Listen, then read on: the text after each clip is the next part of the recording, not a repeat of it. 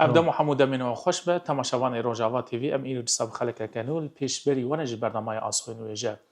بله تماشاوان ما ام ایرو الباجار حسکنه لگل هلبستوانه کی زیرتری سوپین سال خدمتا نویسا کردی کریا ویژه کردی و هلبستن کردی نویساندیه هر دناوالو و تفگری دمیا داکو ویژه کردی زمان کردی زندی بیمنل توهای روجاوای کردستان جبور آویجو که اکیبا برنامه آسوین ویژه مخصوص ام ایرو میوانی مالاوینه لی اوجی میوانی خلقا مایه ام بهبره روشاوی جیاناوی برهمیوی کارو خباتی وین اف قصال زور و زحمت و درێژ درباز کریه هم جی ام برهمیوی بدن ناس کردن امی خلقه کی باش لگلوی درباز بکن بری هرشی مامسا عبدالغنی تو بخیر هاتی سرچاو بخير وسلامت سپاسیا ودکم سپاسیا برنامه ودکم و تماشاوان ودکم براستی کیف خوشم به هاتنا واس کیف خوشم بدیتنی و همکاری و سرکفتی بخیر و سلامت و تصاغ صعب گلکی سپاس مامسا بری هرشی ام همان دمه وک ناف عبدالغنی حسین تناس کرن هم جی وک باوی هوزان تناس کرن ناوی که تیدنه جی وک بخترش بله ته ام بله کی جانی ناوی بله امش دست بک برنامه له بکر والله از بناوي عبد الغني باوي هوزان بيتر هذا مخ يعني ام كرن وی بدن و افنا ام الشامي قالك دمك دريج مانا وام دناف تفقرا سياسي دبون بعربي دبيجن ابو فلان وابو فلان ابو فلان نابي مني تفقري ايجو سبيد ادب دويجي دز هاتم خياني كرن انك بخترش هاتم خياني كرن ابنا شي ديامن لمكري نمر يعني بخترش ديامن لمنكري جمر قالك جاري قوتي تبخترش وكري بخترش جوج هناف اواي فينا بابنا ويا خاتم لديارك كنت جي حزنا كريا بناف من جي حزنا كرينا حزنا نعم من جي حزنا كري والنبي ساندني ما هناكي هاتي بيك اني نزيد ترجي نقال لك باشا ما مستا ام جبو تماشا خام خوازن كرتا جيانا تبدل ناس كرين قالوا تشكر دايق بويا تا كنجي دس بنفيسا هالبستين كريا سرچا ما مستا كيف خشم جيانا من جيانك الغورنا في من جيانك بختر الشي ورستي السالة حزار ونحسد وبينجي وحفتاد هاتم جياني جدي وبابكي جندي ام جندي بون تافي ام نلفر بون ام الهيلا ناف قابارا بون لقرك وانان واف جندي وان بون دمك دريج بابي مو ابي مانا بينجي وشش هاتن اف جند كرينا بينجي وحفت از هاتم از جيان بوما از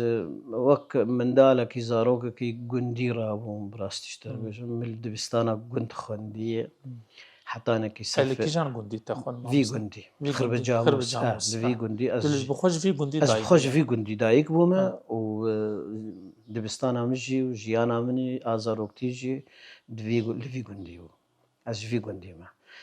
جندي ما بري جندك بتشوك مال ما ورك تف وك مالك يبون ما قش هاف ناس تكرشونو هاتونو وديتنو كاري ما ولو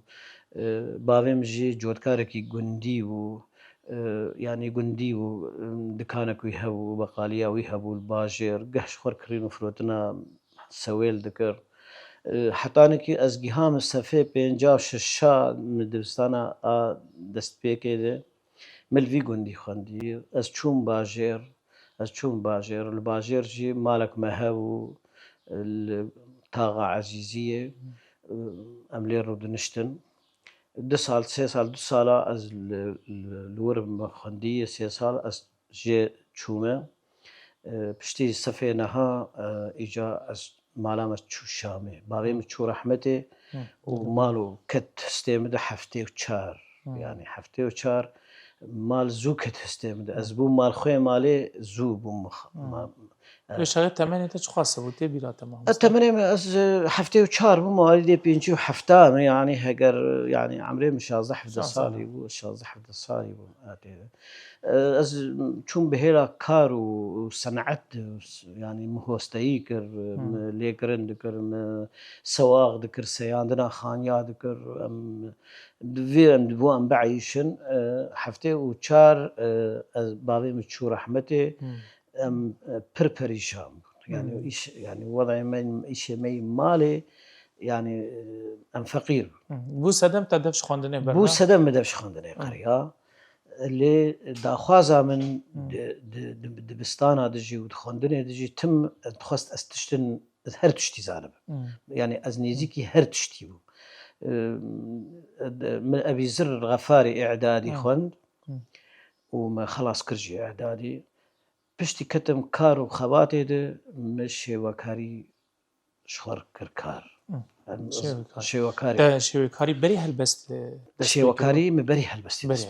بەری هەلبەستیم دەست پێ کرد و من پێشنگەهژی چێکردن مامۆستێمە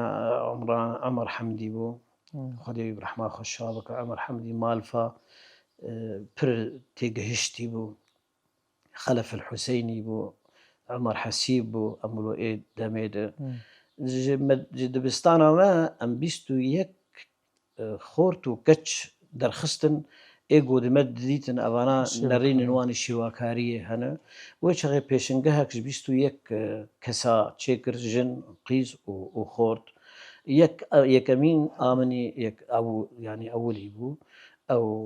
ڕسمانە ئەم دەستپێک بوون بقەلەمێ ڕساس و شغلێت ڕەنگهێ ئاڤێ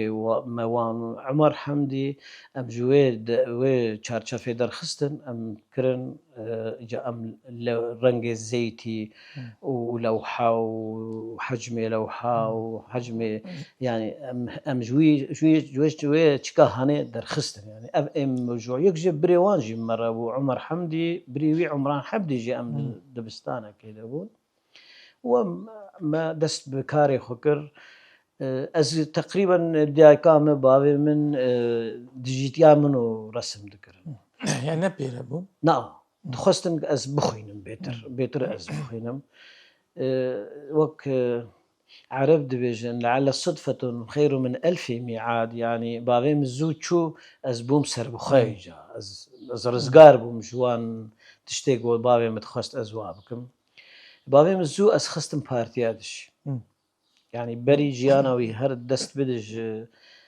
هەر دلۆڤانیا خودێ هەفتەی و دو ئەس خستم پارتی دسێ ساڵ وڵ 2 ساڵ ئەممان هین دەستپێک بوو و بەرێژی زوو ئینسان نەهات ینی کەس قبول نەتکردن زوو دەرباس بە پارتیا ئللا پرس و ئللا وڵۆ ینی خۆشک سەر ویزانە بن و کا پشتی مەدی پەرچەبوون چێبوون ئەم سەکنین بووم هەواڵی چەپ نەڕینن مە ینی نەرینێ من ڕاوانێ من بێتر مارکسی بووم وەسکارکەر بووم و هەنێکی ژی وڵۆ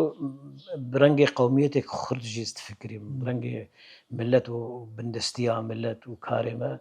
ئەس بە باوێ خۆ ئەسەریم بڕاستیش دەربێژم محەممەد ئەمین ئانا کتێبێک من هەیە سەر چاپەی ئاهات چاپێ دەین تەنڵی دەدەی وڵە ژیانە باوێمە بیرانینە ژیانە باوێمە ژیانە سیاسەتمەدارێکی وڵات پارێز نەتەوپەرست دایی خویانی کرد ڤی ڕەنگێ هانێ لەسەر دوو تشتا ئەز خاڵە سەکنی من هەندڕێ وێ کتێبێدە یەک ژێ ji heval û hogirê wî ê wê demê bi şiklekî yanî romanî bi şiklekî roman min ew dayî xuyanê kirin têkiliya wî bikêre bû rengek yanî bi çi rengî difikirî têkiliya wî bi kesê welatparêz re bû wek Aram Dîkran dihat cemûyî wek Hemîdê Hejderwêş dihat cemûyî Cegerxwîn danûstendina wî hebû bi bavê min re Cegerxwîn jî danûstendina wî hebû hêdî bavê min dev ji partiya qeriya piştî perçebûnê dev ji partiya qeriya em ketin dewsawî de bavê min ji pêncî û sisiya de bavê min di Cemmel Ehmedê Palo hinek fiqh xwendiye ilmê dîn wan xwendiye û rola qewmiyetê û welatparêziyê girt gundê me gundekî hejar bûn feqîr bûn bi rastî gelekî hejar bûn bûn te diber bûn ê xwedî milk û xwedî erd bi rengekî bûn û feqîr ê got xizan bûn feqîr bûn bi rengekî bûn bavê min hêra ê feqîr bût ê bê milk bû ê melle bû melle Elî bû melle Umer bû يعني بوار داوستن محمد قادري وحجي محمد قادري بابي سيف الدين شور جير دبيجن أوجي هالبستوانا كي كرد ولات باريس بون يعني لكيلك أوان سكني آلي كاري بوان ردكر تافي أم خو فقير بون لي بيترجمة فقير ترها وجمة كار ذكرن براستي از حفتي وشار أزبوم مال خويا مالي يعني بافيم از پر اسكنجيج مرشد كرش سر قاس شبكارية نكم دوي دمي بافيم خست از بكم بس ندوي دمي يعني اس كينغا مدرسة خلاص كم كينغا خندنا خلاص كم دود قدري خوياي قدري هشت جو اوهر بري جو اجي خلاص كم نم خلاص كر او خلاص بو مدس بإيجاب شواكارية كر برنجكي فرمي برنجكي وم بيشنجه شكرن هفته وشار أو آخر هفته وشارا بيشنجها خوي كمين شكر الباجار حسكة متشكر حسكة متشكر بلي حسكة بيشنجها خو شكر هذه من جاس خور في فان تابلو خو رنجي خلكي بدم ود أبا كي مهبو أوجي جندي بو فقير بو عربانا كوي هبو دواري ويهبون روج که هات جمدی گز درسمینم از شوکاریه د شغل مسورتا چه دکم جمرگو برازی از آن حال بای کی وقته بو ابو كي ابي وكم والله لا يعاصي جرد بيجن عمر وعين اويجي درسمان تجي رياضه تندريجو بوريتو تقلكي والله تيم ببجم عمر جو أزنه جورتهم رابو من العربانة كاوي سوار هاتم وأمشون جنب مالا عمر حمدي عمر حسيب ولم نبيستي تدرسمين وكسيش مر بحث نكري يعني مقول بخديت مبدا زيد رسمان باغي من ادهشت ديام من ادهشت مبدا زيد رسمان هذالك ما هو تاغامد نزيكي ما بو خليل عبد القادر جاب دقوتن خليل بقاباري بو جاب دقوتن خليلي عزيزو أو يجي درسمان لأيوي بريوي العسكرية بو أيوي ناس ناماوي هبو تديد تشون خدمتها عسكرية ذكرن بمرة أم بهفر دكاري شوكارية دو ولا عمر حسيب أم تون جوي زو ولو كت إنه دخازج تشتين ببيني يعني خذ تشتين ببيني مقول دكا كرم بقى مهرنجم أم هات مالها ما إيماجي مالك حوشامة مزنبو تنورا جامد هندري حوشيدو وهات التابلو من الريق والله تخش قدر السمينة باش هنا كيماني هنا بس والله تخسكات جويجي خلاص بايا يعني مقول كابيج وقت شيء قوت تشتن هوان في رنج بيش مكر رنج وهر مدارس شواكارية ومذاهبية وتيكليبير وبخين لسر شمرو بخين يعني لسر شواكارية بخين بقول تماما بقول از كارم بيشنجه كشيكم لفيدا تمام شمانا شواكاري جمر مراقبه براستي يعني مراقبه از وقت دلبجوك شواكارية بو وهناك ولو جيجه ويجي دلده هو دلده أمتون أوفستا روشن بيرية وشواكارية وشاغي كيفن بو قاطع يكيبو لسر معرض دمشق الدولي أو بريخان هو لسر ويبو قو والله باي شواكارة كيما هي رسامة كيما عمر وباكن تابلوي تين قبول كرم باكن قوم كارم ببينن شو من كارم ببين رابو ملي خستي از ويش هاتن هنرمندك او شواكارك مي خوش خورتابو بعمر هات حسن حمدان جيل قوتن حسن حمدان زلامك تنكي دريج بو رامان النويس أبان تشتت الدبي مامسل شامي بو؟ لا الحسكة بريز هرم شامي الحسكة حفتي شارع بينش زوبه هناك يعني قو تشتكي بيعني غريبة يعني چلو ام تناس ناکن مگو خودی رنگ شوکاری آمن من بخواب دزید رسمان از نسر بست بوم گس کاربم بدم خیانه کرن بندست باب خود بوم باب مچو از کدم بندست جا خود و عمرجی تن يعني خوه مدستي مدبون سي خوه وسي خورت دستي مدبون يعني اسبوع مال خوه مالي از مالي بيتر دفكري ميجاد مالي دفكري براستي گو مقارن پیشنگه هکشتر چیکن لی منم تپرا نادن تو مگو مجی تپرش وانا خستن يعني بس هوني كاري راه جهاندني وتشت ما تشتي هوني بكون قول أمي تمام أمي بكون ما لدار خست سيرو تشارو بيشن جهامد وفستي دابود ومكتبي دابو تشتن ما تشتن بكار آنين تيدا السياسة مدار بو تديس كتبو مندري حزب صالك دو صالي متشي بو مندري حزب دابون هوالي خوا تبدا دنگ داوان ومقومنا تراوا بفيرنجي وهوالي مني اي دبستاني مدرسة جي هون هوالي مني بارتيه جي هون بمربون آري كار روجا ذكرني محافظ هذا ذكر محافظ هات معرضة مذكر وأميني فرعبو حزب البعث تلقى تابلة تأو بيشنجه باكر مامستا من أو بيشنجه هاني دور سيه تابلي جمعه حموجية تابون ريح مهم سيه تابلو من رنگا جورا جور يعني من أو بيك آني بون هن بقلمار رصاصي بون هنا بشي بما آفي بو رنگي آفي بو هنا بشي اي پر بزيتي بو ألوان زيتي بو ايقو استيد بيتر سربست بو مشي استيد سربست بو فروجا فكرني هوالن ما كوم بون يعني هوالي مني اي خوندني جي كوم بون وهوالي مني اي بارتي جي كوم بون يعني حتى أنا كي مسؤولة مكتبي مركزي تنخو يعني أبو وملت هاي بتر خلق هنا الجمت هذا والله مرفي من دوستي من حوالي من براستي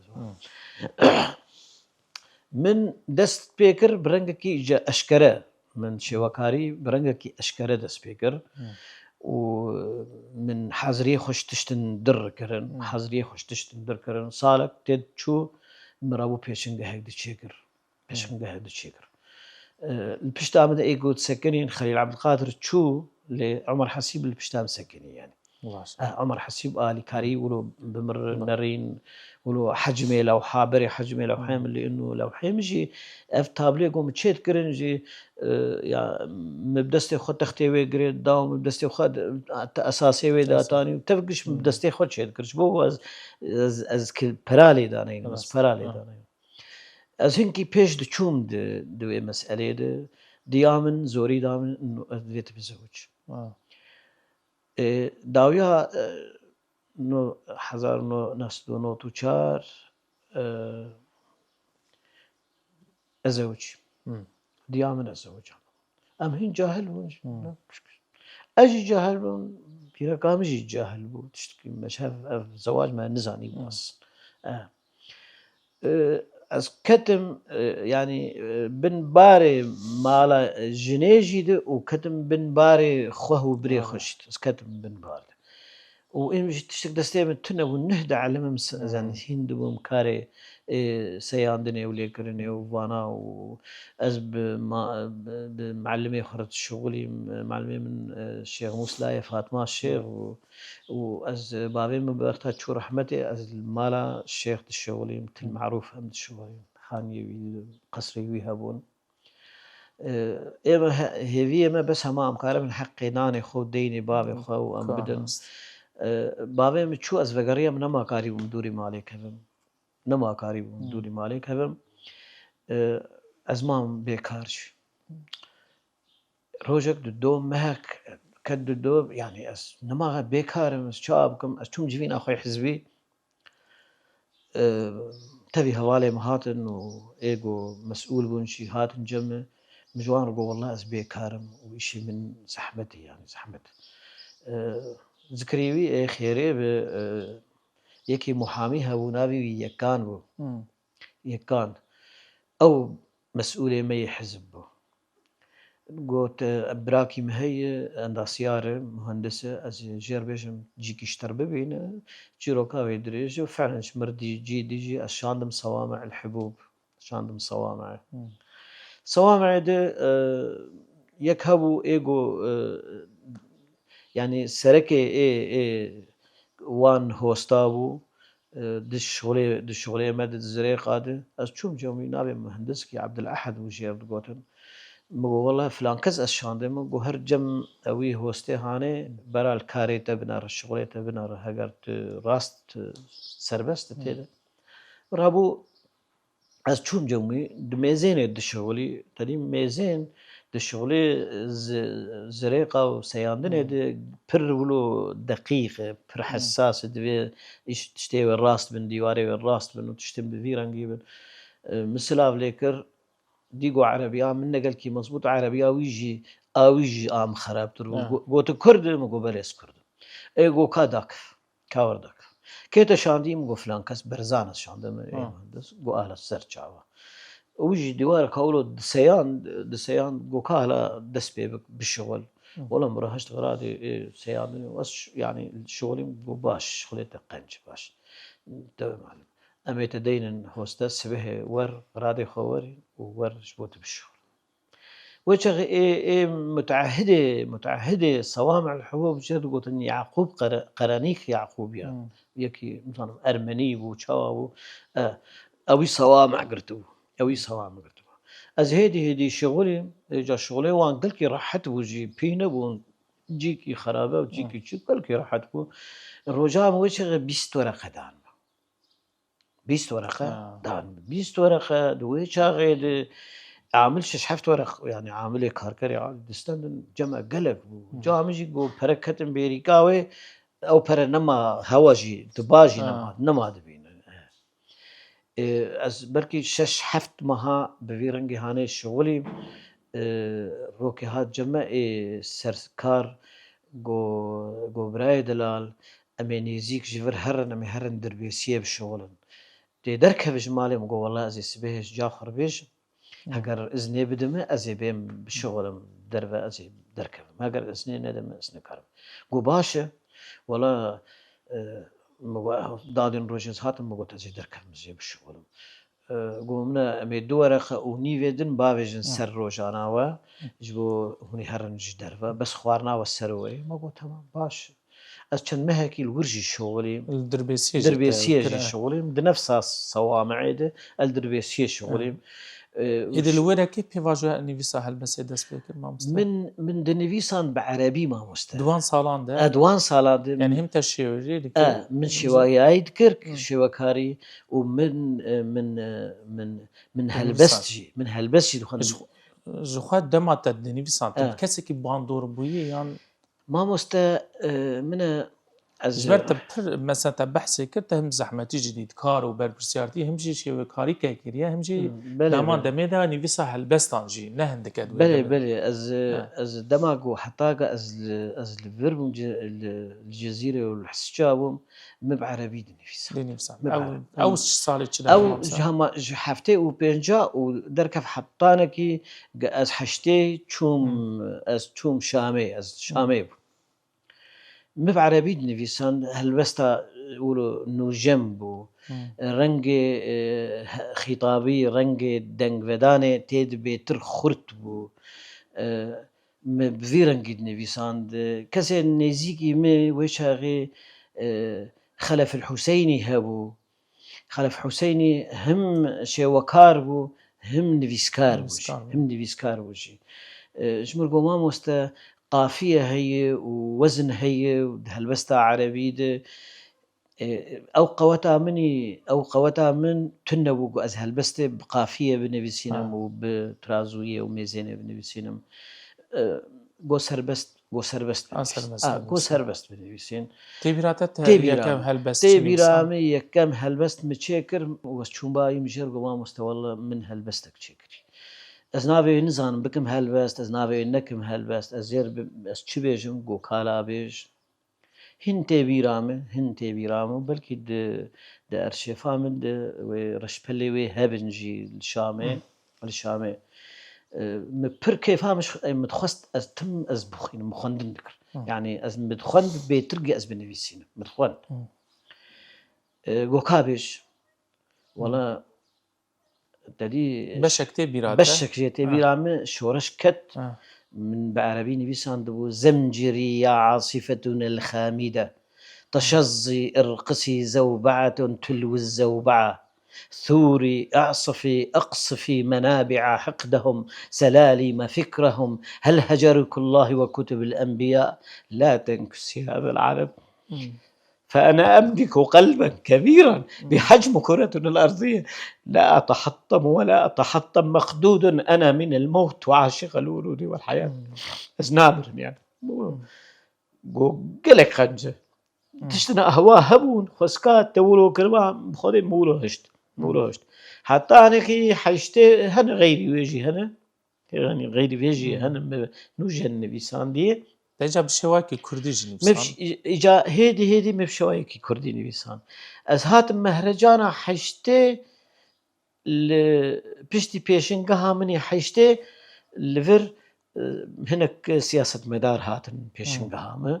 من الحسجات شيكر بيرانينا فكرنا مركز الفنون التشكيلية يعني وشغي مركز الثقافي جدا كرنج مركز الفنون التشكيلية سياسة مدار هناك هاتن ايفيدك هاتن بيشنقها وس برولو فين دان من قود دان وأس هندامكي وانجي بوم أس هندامكي وان بوم الكلا كان مسكنين جو مهرجانك هي اللي قامش لو هيك بيبي تبي حصر كوس جاهز جو شورش هاتدي بدنج كنت دنج بداجي خست يعني يقولوا هيستر دين من توك أنا هاتي بيرامه مقو أزيبيش والله أم هندري مهرجاني دبون من أبهل بستا هانيقو تنشتا من هناك سياسة مادار هبون كيف هوان شمردهات عصمتي سيدا أو سويدي بو حميدي حج درويش وبانابون قو خاطر شو حاضر كري عصمتي سيدا مقو والله ما أبهل بست حاضر والله خسقات بكردي بالنبي سادا باش امام سهولدان انت بيشتي كتب خوشي قلت ناف هالمهرجان ده او هالبس بعربي قلت قال لك خاصة كتب كردي بنفسن اللي بيواجه نفس بكردي هالبس بله تشاور نفسان ما هالبستا كردي بشتي قو از چوم شامي وز شامي بتجيبهم فان سياسة مدارات هات الجمو واي مامۆستا عوسمان سەبری هەیە زمانی کوردی دەخورد دوێژ مەسئلە نویساندنا کوردی و خوێندنا کوردی تپچێکی هەر ئیجادکار بە هەلبەستا کوردی تب هەلبەستا بە کوردی بنویسینە من لجم عوسمان پشتی دەمەکێ ئەمان و ئەم هیم بوون ڕێزمانیە و ئەم سەر زمان سەکنی ئەو ساڵین چەنددا ئەو هەشتێ و یەک جەم مامۆستا عوسمان سەبری بووم کەفاوی بڕاستی پرژی مردەهات یەکژێ مبئاوی دکرد يعني از گوهدار بووم از لێ گوهدار بووم و تشتێ دەدامژی من لە ماڵێ بجیتانی و هات جەمژیار دەگوت ولۆ پشتی گواسە هیم بووم ولۆ بنگەهەک نویسکارە لە کوردێ شامێل شامێ چێبوو ئەم هەنێک نویسکار تێدە بەشدار بوون تێبیرامل گۆر تێبیرامە یەکژێ ئەز بووم عمرانێ حەسێ بوو دیار جوان بوو شاعیرا کوردی بوو باوێ دلیل بوو ژێر خودێ ناوی ویز نزانم بێش کا ینی ناویوی حەقیقی چیە چەند حەباک بوون ئەم چەند حەباک گوت عوسمان ژما خەست گۆشخۆر ڕێزمانیە لە پێشیا خودەینن و بخوێنن و پرتووکێ ئەvê گۆ دەرکەتنیژی پێشیا خودەینن کابێ نەڕینێ وەلسەر چنە وەک ئانا مەجلیسکاتش دەرگۆ مگوت درێزمانیە دێ چش دەف دەردەکەوت تێ نویساندن من دی پرتووکێ ڤان جامێرێ هانێ دێ ez nava naxwazim bêjim ji bo ez hestê kesî neşkînim di ê gelek ê got çapê wan derketibûn ne gelkî serrast bûn sê rêzmanî ne serrast bûn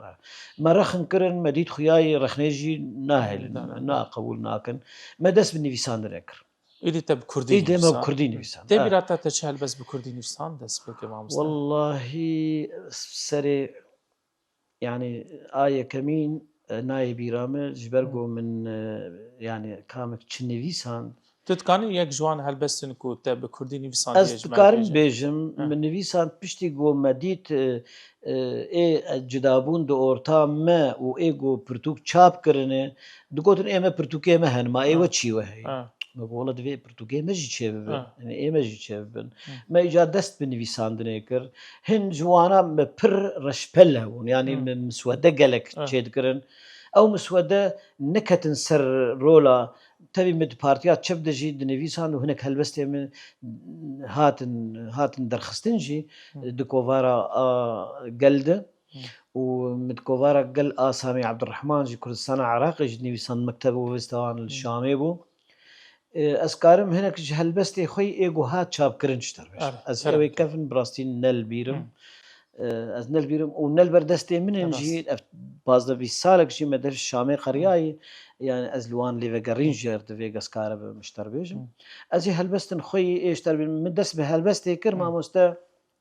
هلبستا كردي تشتيغو مدديت تشتيغو از بي اواد بوم از لي يعني بهين دبوم لدنري من سروي مساله نيفيسان روجك روجا از لاسطنبول باجار اسطنبول رونشتيما از هاتم بن بركي مدي كچك گل فروش گلاد فروش كچك گلاد فروش من سلاف ليكر بكردي من سلاف ليكر مگو اف گلدان بونا قدر بكردي بتركي دي بيجم بونا قدر يعني بشقسي جو اف نشفروت نيري جنابوان گلدانا كسكو سورو زر نقاند بو بشكربو خشك بو بدو بسفهي بو مگو وات تنافروش مگو نا اويا من حاضر كري ارقداشك يخر دوستك يخر از نافروشم چمجي يعني چنتي تم بمري چنتي تم بمربو چته بیرا من از دنویسینم دوی دمید تیم مال ایجا لیوگران دینه جر چه دکم اتوم همبری و سکنیم جادین همبری و سکنیم و مشخور نویسان من هلبستك نویسان لسر ویم نویسان سر رنگی و وای من مداخست چاپیش مخست چاپیش از کارم ببیجم کرمکه مناوی ودانی گل پرست گل پرست هنگی بوان گلاف گریدای و او کچ تبی تجمر گو از کردم نتخواست جی بداو گل نتخواست بدم نه گو از نادم گو وای وان گلانال پیشیات نشخور بب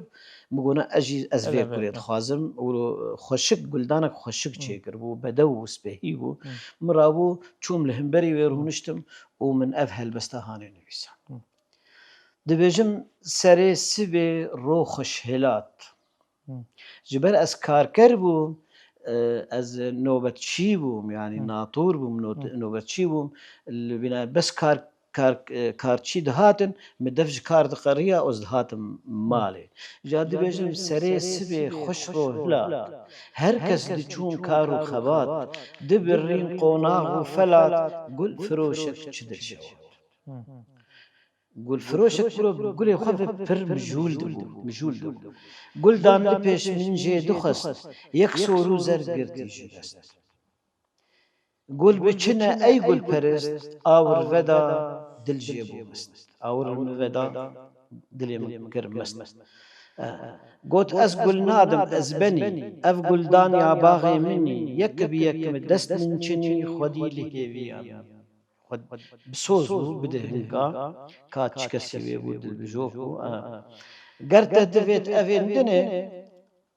تف بفروتم شخور بفروتم گو تو زانه از بخترشم بخوا از دزانم بخوا از نگل فروش از نگل فروش اول از سرخوش و بندهوشم از سرخوش و بندهوشم جوی گلی مید نوشم جاوینا گل نخوشم دل گرتیه گلا گشم وک صوفیه وک فقیره دور لالشم لپی خرقه از دمشم جمر نبیش از بخترشم جمر نبیش از بخترشم یان صوفیه توش دمشم اوین داره چعوی درشم یان نستو گیزو نخوشم من دنویسان مدی هاد باب گو بنم کرد تو كردم مقو بلي أس كرد مقو أس شاعر الشعر دنفيسم زين نقول الشعر بس الشعر دنفيسم قو كابد من مقو تقول دان ندام أجي الشعر هلبستان أخوان آدم تا از بهيفيمه قو جارك دن نقول دانا كتني كسكو سورو زرچيك تبر قول دانا كسكو مروي سورو داخوازي زرچيك برسر هذا قو أجي كردم بنام قو أس كردم من كسكو سورو جر قو أس بسوزم بدم يكي دن أس نكارم بدم قو ساعد خوش باشا ما مستعد راستش قالك خوشة أمي هر خلق أخو بردام بكن تبحث شوركاريا أخو كن هناك بله وينين تجين بله أمي باش أخوي خلق يعني إيه ما يجي أمي الويلة كي سر تمام بكن سرچاف أمي بهبرة در باسي أودايا تاي دنيا ببن سرچاف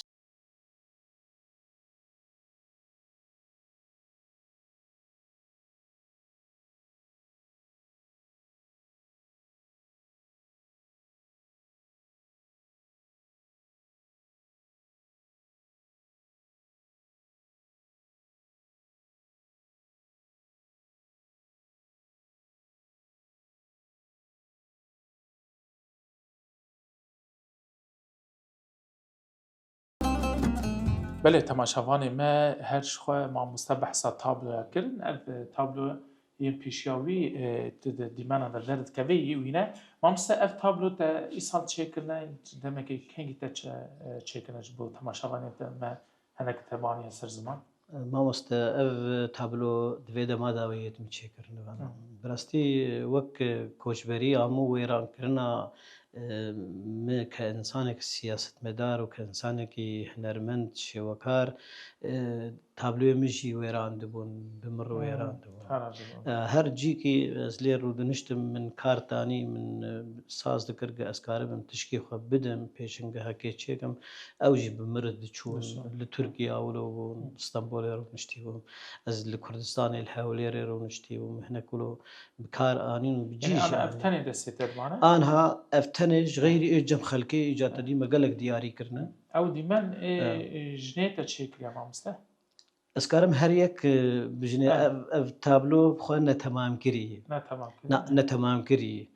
قالك جي تابلو بجارك يدرونشتنا كده خلاص ناب السي مذهب السي مدرسة رسم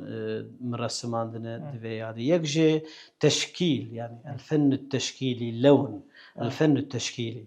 التشكيل الواقعية الفن الواقعية يعني تشتي هيت بجعبات بينا آدن المسألة الرمزية أف تابلوها هاني مدرسة رمزية يعني تشكيل رمزينا ماموستا عمران منتش كر غلافة كتابة أخرى عمران منتش أفيال سر تابلوها آوي برتوكاوي داوية جمو خصم قواس ددمته شو ما خلاك بير شكل وما أب تابلو بيدي ديبو راستي أفيا هات جمو خصت يا تشيروكا كي بحثا قندكي تماما بحثا قندكي دك أف رمزي جا رمزي جو إنسان جي انطلاق جي دمشق وأز مدرسات تعبيرية جي درسمينم آقو دربرينية كي دودو أف تابلو هاني دوباره خود ده إنه شخص رنگ ووجه تيدنا إنسانا قالك هيجان يعني والله الجور شيء از يعني هيجي تمام نبوي تمام نبوي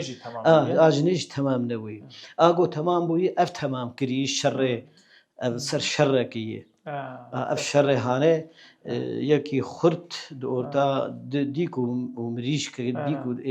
يعني إيريش كرنتي خرط إيريش كرنتي خرط دجواري وحشكيا إنسان دم خياني كرن باشا مام سهر أما اتصابين بجارة هالبسته تتجاري وسطابل يا خدا تتخواستي هالبسته كي بيجي مثلا أبدي من بيشياتا تلسروان بخوازي بامستفد إنسان هلبست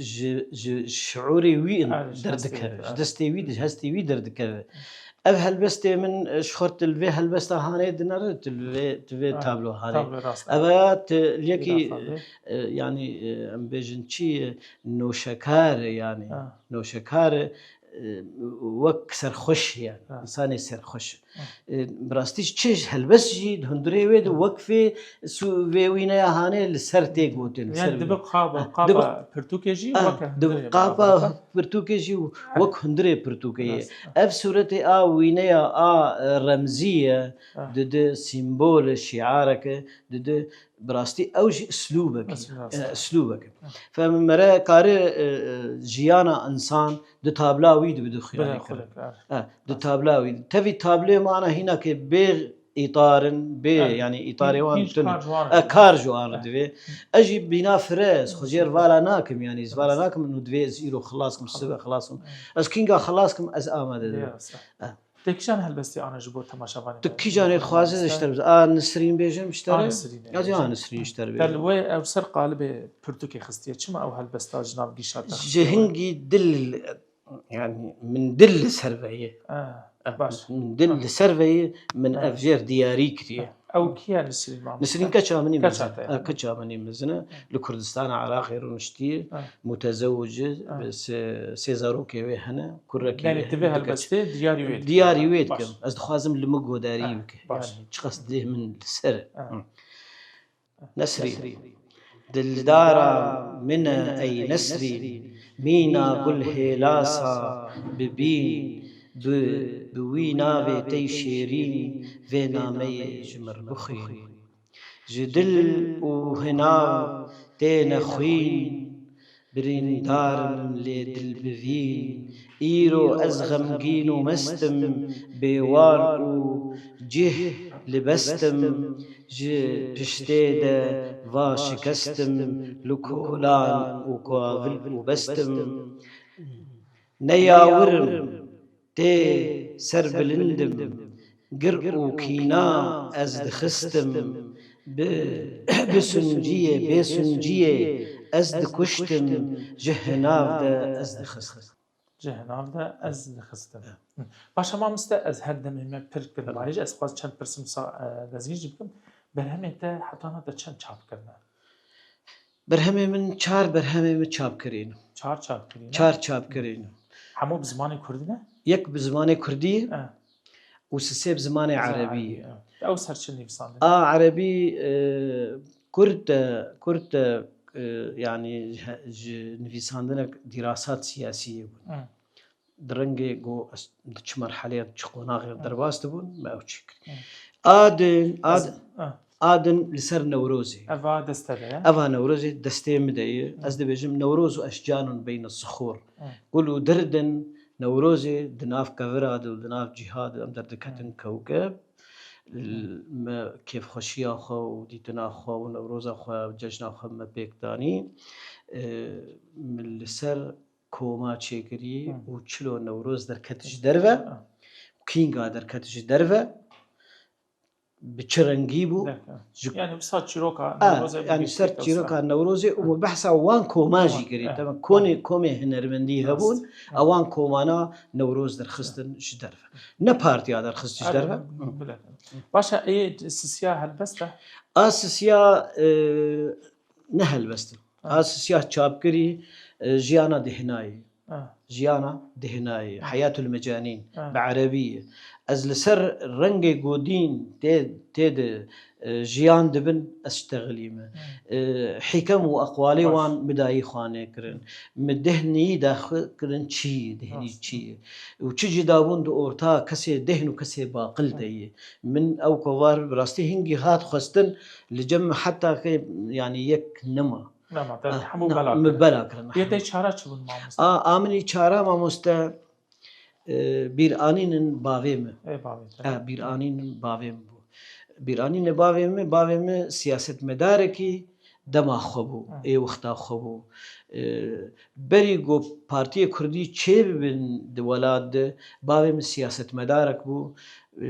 لهلا عمودي بملا احمد بالور بنجي وسسيا درواس بوي بجمعيه خويوبون كاري سياسي كاري سياسي بسرويني بساندي مسروي جياناويني بساندي من السر من ليكولين كري السر دوتشتا ماست يكجي تشتيغو من بير جيانكر أس بير مامة وأز إيه مزم بوم دماليده وآدم لسر هوالي وي قوتني هوالي وهوغري وي دردوري باشه او پرتوکا هلبست یا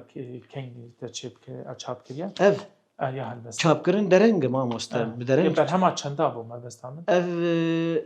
برهما دواب دواب تا همو کردی دانیا أب كردي مداني أنا من كردي آمادة كرن آه. يعني أنا البرتوغا كل جمن دجم خليل د تنضيد دي استران سرودين لاستوكي زاروكا با. أوجي بكردي كردية صرفة درنگ براستي چاب دبي ما مستجبرگو از لسر پر مجول نابت سر از لسر خواه يعني از كيسي خواه از چاب دكي كسترانا لا عليك لا لا لا لا هوال المهبو أبا نوروزي هوال المش درفه هبون تيت كار كريه وان آلي كاريا مكريه براستي آلي كاريا مكرن واسباسيا وان دكم منابي وان ذكران دي هوال المي إيريا هنرمندية ون وهلبستي ون شيوكارية جيبون از فيدنجي دك هين وانو هيفي دكم قلت هندرستيا وان ساغلم بيو شما مثل راستیش مگلک خواسته هنجیانا تا برهمه تا کاری تا پره لدما مدقده از خوازم سا گوتنه که تی داویج بود تماشاوانی ما چه خوازی بیشه ما مستا براستي از پر مجولم بسياسته از بإيش ودردي خو مجول ملتي خو مجولم غازي عامه هيفي عامه جملتي ما ببنيك هجر هون نبنيك هون يبشنا يك بيك يعني أم ببنيك غازن وقلي ما مستفيدناك وأس دبيجم من هناك هالبس لي خشي دقوتية سر غازنه وسر قلي يعني أم غازنا شهدو بكن أس دبيجم بولو لاف ما أفتشي غازنن صدو 10 سال لبي هف ما قي أم دجمنن درنج جي خزانية لبي منن يك نزاني سرحشكي أو بارا منن أز فيرنجي ددم خياني كرن بس قلي كردا بس ببن يك هقر هو نبن يك هوني بشن وام تمجي تقدشن جبيك يتياخو هيفينا راسيجي او داخوازات بكره ام فينا كي سباسيات تتكن لي ازي خاطر خو بخاز من داوي بهلبستكي تمام سباسيا وجد كرم اهلا وسهلا بخير وسلامة زي ببيش مشتر سپاس از خاطر خوش بود تماشاوان بخوازم حتی هلبست خو حاضر که بری تماشاوان برنامه آسون ویژل وی رنگی هانجی لگل ما مستهم شورکار هم هلبستوانه کی هلبست کردی و همچنین به عربی جی نویسنده بود ما خواست دوی خلق خواده هنی که بحث جیانا و برهم و خباتی بکن هر همیدان اف خلقاتو پیشکش کردن و گوری دلی و بو امی خلق خواده به هلبست که ما مستا عبدالغنی بداوی بکن هر شاد و بخروار دبیجن جنه نجن نیوه دنه او جین و جیانا منه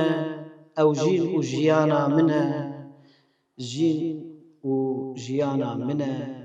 أبهشت آداري لدست بيكا بخاري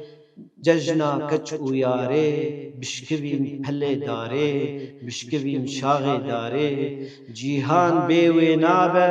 جيان قط بيوي نابه ماست بي حيوان نابه وكبا بيو آتشنا وك مروف بي چاف نابه زاروك بي دي نابه بي حيوان شير مي نابه قل بي سروك نابه قل بي ريبر نابه وك تنقا وك طنق بي برنابه باران بي عونابه بهار بي باران نابه بروسك بي شوق نابه گووند بي شاهي نابه روناهيا منه فينو أفينا منه أو هيلاسا منه جبرا تازا جبرا داسا منه أو قلدانا منه جدين وبهنا منه بشير وشربتي بهيز وبهيبتي وك نيارة منه أزوا آوازا منه سازو آوازا منه بخترش بو ما إيرو چما أودوري